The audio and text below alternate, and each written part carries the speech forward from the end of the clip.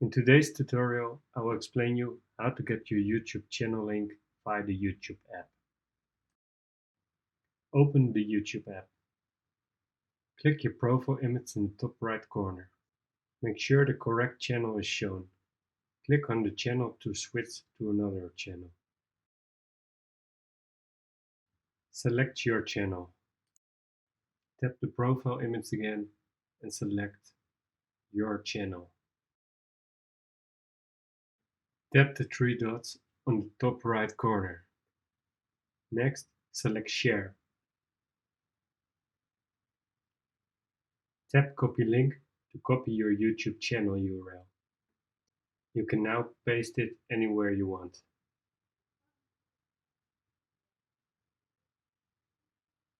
That's all for this tutorial. See you next time.